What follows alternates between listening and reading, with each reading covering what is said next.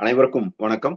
தமிழகத்துல தேர்தல் முடிஞ்சு மக்கள் எதிர்பார்த்த ஒரு புதிய மாற்றம், புதிய அரசாங்கம், புதிய கட்சி எல்லாத்தையுமே எடுத்துட்டு வந்திருக்கிறாங்க. இத நம்ம பல முறை சொல்லியிருக்கிறோம். இந்த ஒரு வெற்றி முதல்வர் விஜய் அவர்கள் பெற்றிருக்கக்கூடிய இந்த வெற்றி ஒரு வரலாற்று சிறப்பு மிக்க வெற்றி. இதுல நெறைய பாசிட்டிவ் இருக்கு. இப்போ நெறைய நெகட்டிவும் ஒண்ணு ஒண்ணா வந்துகிட்டே இருக்கு. ஏன்னா நம்ம முதல்ல இத பெருசா கமெண்ட் பண்ணக்கூடாது. நம்ம பாசிட்டிவா தான் பார்க்கணும் அப்படின்னும். பாசிட்டிவ் அப்படின்னு பார்த்தீங்கன்னா, அதாவது இதற்கு முன்னாடி இருந்த திமுக அரசாங்கம் அபிஷியலாவே எல்லாருக்கும் அந்த ரேஷன் கார்டுல ரூ. 5000 குடுத்தாங்க. அதுக்கப்புறம் போட்டி போட்ட எல்லா வேட்பாளர்களும் காசு குடுத்தாங்க. மக்கள் இவ்ளோ காசையும் வாங்கிக்கிட்டு இன்னொருத்தருக்கு ஓட்டு போட்டிருக்காங்க. சோ அதனால என்னதான் பண்ணாலும் நம்ம காசு குடுத்தா மக்கள் ஓட்டு போட்டுருவாங்க அப்படின்னு ஒரு டேக் இட் ஃபார் கிராண்டட் அந்த மனநிலை இருந்தது இல்லையா? அதுல ஒரு பெரிய மாற்றம் வந்திருக்கு. ஏன்னா விஜய் அவர்கள் கட்சியில போட்டி போட்ட பெரும்பாலான வேட்பாளர்கள், ஏன் அனைத்து வேட்பாளர்கள் அப்படின்னு கூட சொல்லலாம். யாருமே ஓட்டுக்காக காசு குடுக்கல அப்படின்றத நெறைய பேர் இன்னைக்கு சொல்றாங்க. சோ அதனால மக்கள் விரும்புனா, மக்கள் ஒரு மாற்றம் வேணும் அப்படின்னு நினைச்சா, யார விரும்புறாங்களோ, யார ஆட்சி அமைக்க வைக்கணும்னு நினைக்கிறாங்களோ, அவங்களுக்கு ஓட்டு போடுவாங்க அப்படின்றது இருக்கு. அடுத்தது நெறைய இளைஞர்கள் வந்திருக்காங்க. 30 வயசு, 29 வயசு வந்திருக்கிறாங்க. இன்னைக்கு சட்டசபையில ஆவரேஜ் வயசே பாத்தீங்கன்னா 45. இதுக்கு முன்னாடி இருந்த ஆவரேஜ் வயசு 65. ஏன்னா இதுக்கு முன்னாடி நம்மளுடைய அந்த அமைச்சரவையா இருந்தாலும் சரி, சட்டசபையா இருந்தாலும் சரி, ஒரு முதியோர் இல்லம் மாரி இருந்தது. சோ அது இன்னைக்கு மாறி நெறைய இளைஞர்கள் வந்திருக்கிறாங்க. முதல் முறையா போட்டி போட்டு, அதாவது இந்த கட்சி தொடங்கியே 2 வருஷம் தான் ஆகுது. அதுல அவங்க உறுப்பினரா சேர்ந்து முதல் முறையா போட்டி போட்டு எம்எல்ஏ வெற்றி பெற்று முதல் முறையா அமைச்சராவும் வந்துட்டாங்க. சோ இந்த மாற்றங்கள் எல்லாம் வேற யார் கொண்டு வரணும்னாலும் ஒரு பெரிய கஷ்டம் இருந்திருக்கும். சோ இத நம்மளுடைய அண்ணாமலை அவர்கள் பல முறை சொல்லியிருக்கிறார். இந்த திமுக எப்படி அவங்க ஆப்பரேட் பண்றாங்க, எத்தனை லேயர்ல இருப்பாங்க, அவங்க எந்தெந்த லெவல்ல இருப்பாங்க, இத நீங்க தமிழகத்துல இருந்து அழிக்கணும் இல்ல ஒழிக்கணும் அப்படின்னா அதுல எவ்வளவு டிஃபிகல்டிஸ் எல்லாம் இருக்கு, அதுக்கு எவ்வளவு காலங்கள் எடுக்கும் அப்படின்னு கூட சொல்லியிருக்காரு. இந்த கஷ்டங்கள் எல்லாத்தையும் விஜய் அவர்கள் ஈஸியா கிளியர் பண்ணி கொடுத்திருக்காரு. சோ நான் இதுல அடுத்த பாசிட்டிவ் என்ன அப்படின்னு பாக்குறேன்னா, மக்கள் எப்பயுமே ஒரு மாற்றத்தை விரும்பினாங்க.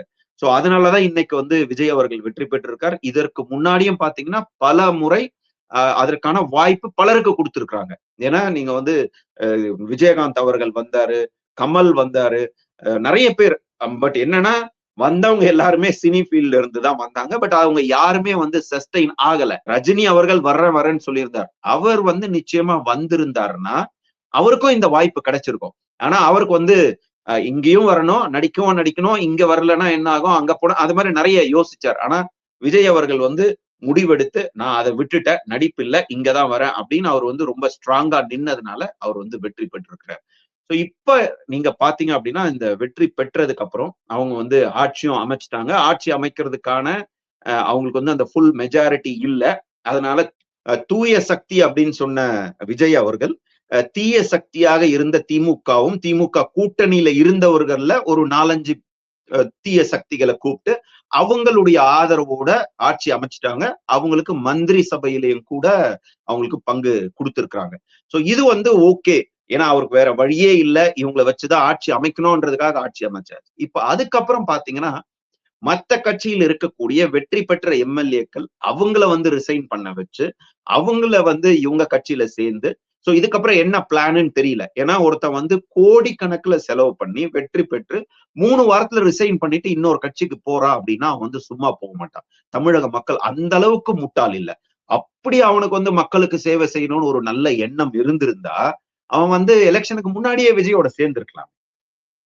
இப்ப அவன் ரிசைன் பண்ணிட்டு இங்க சேர்றான் அப்படின்னா நிச்சயமா அது ஒரு என்ன சொல்றது, குதிரை வேகத்துல போகக்கூடிய அரசு அப்படின்னாங்க. குதிரை வேகத்துல போய் குதிரை பேரம் பண்ணி, ஏன்னா 3 வாரத்துக்குள்ள அவ்வளவு வேகமா அவங்க ஆக்ட் பண்ணி அவங்கள ரிசைன் பண்ண வச்சு யானை அளவுக்கு பேரம் பண்ணியிருக்கிறாங்க. ஏன்னா குதிரை சைஸை விட யானை சைஸ் பெருசு. சோ அந்த அளவுக்கு பெரிய சைஸா இருந்தாதான் அவன் வெற்றி பெற்ற ஒரு எம்எல்ஏ ரிசைன் பண்ணிட்டு திருப்பி வருவான். ஏன்னா மக்கள் இவங்கதான் எம்எல்ஏவா வேணும், இந்த கட்சி எம்எல்ஏவா வேணும்னு தான் அந்த இடத்துலயும் டிவிகே உடைய ஆளுங்க போட்டி போட்டிருக்கிறாங்க. அவங்கள தோக்கடிச்சு அங்க எங்களுக்கு டிவிகே வேணாம் அப்படின்னு சொல்லிதான் இவங்களை தேர்ந்தெடுத்திருக்காங்க. இன்னைக்கு நீங்க அவங்கள ரிசைன் பண்ண சொல்லி உங்க கட்சியில சேர்ந்து நாளைக்கு நீங்க வந்து இடைத்தேர்தல் வந்து அங்க அவங்கள போட்டி போட சொன்னா இந்த மக்கள் தேர்ந்தெடுப்பாங்களா அப்படின்னு தெரியல. நிச்சயமா மக்கள் வந்து யோசிக்கணும். இன்னொரு விஷயம் என்ன அப்படின்னா, நீங்க வந்து மக்கள் பணத்தை வீணடிக்க மாட்டேன், எங்களுடைய எம்எல்ஏக்கள் யாருமே வந்து லஞ்சம் வாங்க மாட்டாங்க, நாங்க ஊழல் பண்ண மாட்டேன்னாங்க. ஆனா இன்னைக்கு அந்த இடத்துல இடைத்தேர்தல் நடந்ததுன்னா அதுக்கு காசு யார் கொடுக்க போறாங்க? உங்க கட்சியில இருந்தா கொடுக்க போறாங்க. மக்களுடைய வரிப்பணம். எத்தனை அரசாங்க அலுவலர்கள் வந்து அந்த இடத்துல எலெக்ஷன் நடக்கும்போது வேலை செய்யணும்? எவ்வளவு போலீஸ் போர்ஸ் அங்க வந்து வேலை செய்யணும்? ஏற்கனவே போலீஸ் போர்ஸ் கம்மியா இருக்குன்னு சொல்றீங்க. அதனாலதான் வந்து சட்டம் ஒழுங்கு பாதிக்குதுன்னு சொல்றீங்க. இதைத்தான் நீங்க சொன்னீங்க. சட்டம் ஒழுங்கு சரியில்லை, சீரழிஞ்சு போச்சுன்னு சொன்னீங்க. அதனாலதான் மக்கள் உங்களை தேர்ந்தெடுத்தாங்க. இன்னைக்கு தேர்ந்தெடுத்ததுக்கு அப்புறமும் இந்த 3-4 வாரத்துல அதை விட வேர்ஸ்டா தான் கண்டினியூ ஆயிட்டு இருக்கு.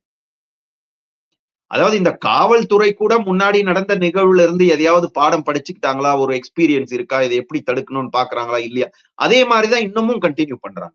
சோ இத வந்து நீங்க பார்க்கணும். இதுல வந்து ஒரு பெரிய வாய்ப்பு என்னன்னா, நான் சொல்ற வர்றது, நீங்க வந்து மக்கள் மாற்றம் வேணும் அப்படின்னு தான் வந்துங்க. நீங்க மக்கள் விரும்பக்கூடிய மாற்றத்தை கொடுக்கலனா, மக்களுடைய அந்த தேடுதல் வந்து திரும்ப கண்டினியூ ஆகும். அவங்களுக்கு அந்த மாற்றத்திற்கான தேடுதல் இருந்துகிட்டே இருக்கு. உங்களுக்கு வந்து வாய்ப்பு கொடுத்தாங்க. நீங்க வந்து எல்லார வீட்லயும் தெரிஞ்சவங்களா இருந்தீங்க. ஏன்னா உங்களுக்கு வந்து அந்த சினிமால இருந்ததுனால ஒரு ஒரு பிரபலமா இருந்தீங்க. எல்லா இடத்துக்கும் தெரியும். நீங்க வந்து ஒரு பெரிய சூப்பர் ஹீரோ. அத தவிர வேற பெரிய குவாலிஃபிகேஷன் இருக்கிறதா தெரியல. ஏன்னா மக்களுக்கு இன்னொரு மாற்றமும் இருக்கு. அதுதான் அண்ணாமலை அவர்கள். ஏன்னா அவர் கடந்த 5 வருஷமா கடினமா உழைச்சார். எல்லா ஊர்களுக்கும் போனார். எல்லா மக்களையும் பார்த்தார். கிராமத்துல இருக்கிறவங்கள பார்த்தார். நகரத்துல இருக்கிறவங்க பார்த்தார். எல்லா இளைஞர்களும் அவருக்கு பின்னாடி தான் போனாங்க. இன்னைக்கு நிறைய இளைஞர்கள் வந்து அரசியல்ல ஈடுபாடு வந்தது எப்போ அப்படின்னு பாத்தீங்கன்னா, அண்ணாமலை அவர்கள் அரசியலுக்கு வந்ததுக்கு அப்புறம் தான். ஏன்னா அவர்கிட்ட யாராவது ஒரு கேள்வியை கேட்டா அந்த கேள்விக்கான தெளிவான பதில வந்து இதுவரைக்கும் சொல்லியிருக்கிறார். அது மட்டும் இல்லாம தைரியமா இன்னைக்கு எந்த ஒரு அரசியல்வாதியும் தப்பு செஞ்ச அரசியல்வாதியும் டைரக்டா அவரால சொல்ல முடியும். ஏன்னா இதுவரைக்கும் எந்த தவறும் பண்ணல. நீங்க கூட விஜய் அவர்கள் கூட நீங்க வந்து ஒரு காரை இம்போர்ட் பண்ணிட்டு வெளிநாட்டுல இருந்து அதற்கான வரிய நீங்க செலுத்தாம நிறைய நாள் காரை ஓட்டி கோர்ட் உங்களை கூப்பிட்டு அதுக்கப்புறம் வரி செலுத்த சொன்னதுக்கு அப்புறம் அதையும் செலுத்த மாட்டேன் நீங்க வந்து வக்கீல வச்சு வாதாடினீங்க. அப்படியான ஒரு வேலையெல்லாம் செய்யல அண்ணாமலை அவர்கள். படிச்சு வெல் குவாலிஃபைடு பர்சன். ஐபிஎஸ் இருந்து 10 வருஷம் நாட்டுக்காக உழைச்ச நேர்மையான ஒரு அதிகாரியா இருந்து இன்னைக்கு தமிழகத்துக்கு தமிழக மக்களுக்கும் நல்லதை செய்யணும் அப்படின்னு வந்திருக்கிறார். அவர் வந்து கடந்த 5 வருஷமா உழைச்சு அந்த மக்கள் மனசுல இளைஞர்கள் மத்தியில ஏற்படுத்தின அந்த விழிப்புணர்வுக்கும் உங்களுடைய வெற்றிக்கு ஒரு காரணம். இந்த முறை வந்து அவர் வந்து தேர்தல்ல போட்டி போடல.